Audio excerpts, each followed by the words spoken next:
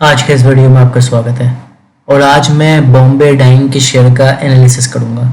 तो बॉम्बे डाइंग का ये वन डे का चार्ट है और देखिए बॉम्बे डाइंग का जो शेयर है काफ़ी समय से बढ़ रहा है। यहाँ बढ़ा, एक पुल बैक लिया, फिर बढ़ा, एक पुल बैक लिया, फिर बढ़ा, एक पुल बैक लिया।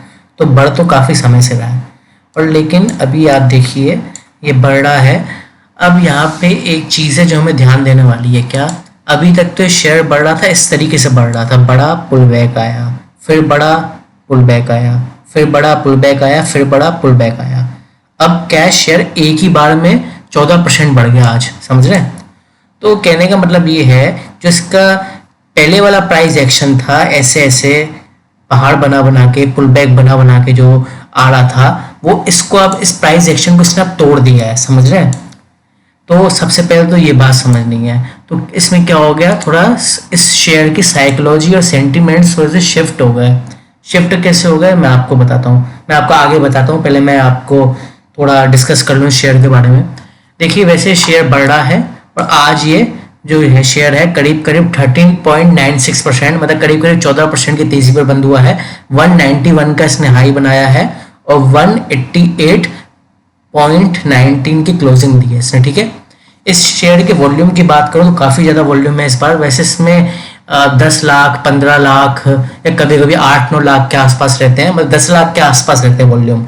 और इस वाली कैंडल के वॉल्यूम्स की बात करूँ तो 96.37 मिलियन, तो मतलब 10 गुने से भी ज़्यादा वॉल्यूम है, या करीब करीब 10 गुना भी कह सकते हैं, ठीक है। तो 10 गुने जैसे वॉल्यूम है, तो बहुत ही ज़्यादा बड़े वॉल्यूम्स के साथ यहाँ पे बाइंग हुई है। अब इतने ज़्यादा बड़े वॉल्यूम्स के साथ बाइंग होती है तो इंसान को लगता है बुलिश कैंडल भी है, वॉल्यूम्स भी अच्छे हैं, तो शेयर में तेज़ी बरकरार रहेगी। देखिए इस बात में कोई शक नहीं है कि ऐसे में शेयर में तेज़ी बरकरार रहती है।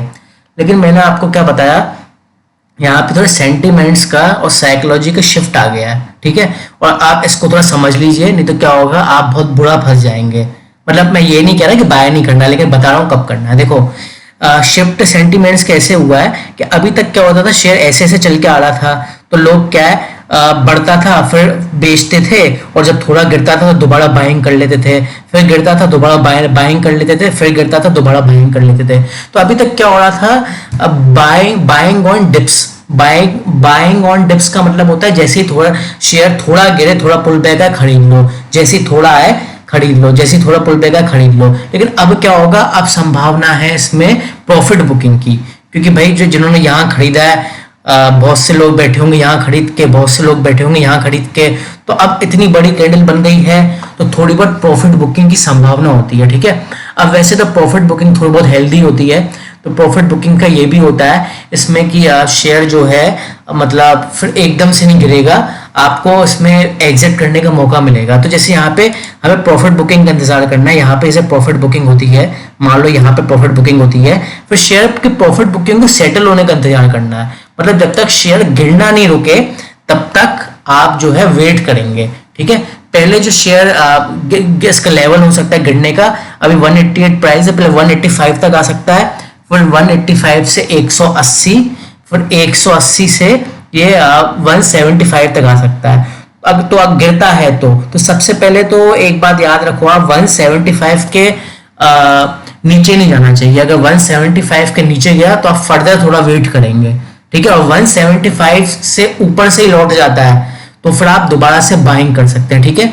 अगर मैं बाइंग के लेवल की बात करूं तो सबसे आइडियल लेवल अब जो बाइंग का है वो 190 रुपीज का होगा, समझ रहे हैं आप। या तो उसको गिरने दीजिए आप, या तो उसको गिरने दीजिए और फिर जब गिरने के बाद गिरना रुक जाए, ये सेटल हो जाए तब बाइंग करिए, या फिर अगर ये गिरता नहीं है बढ़ता है तो 190 के लेवल के ऊपर बाइंग करेंगे आप, ठीक है।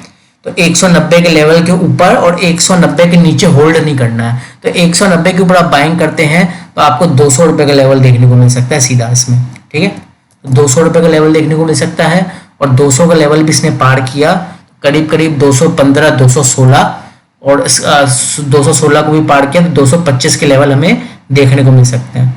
फिलहाल 225 के लेवल देखने को मिल सकते हैं। अगर 190 के ऊपर जाता है तो मेन पॉइंट यही है 190 के ऊपर, ठीक है। या फिर ये गिर जाए तो थोड़ा इसमें ठहराव आ जाए, ठीक है।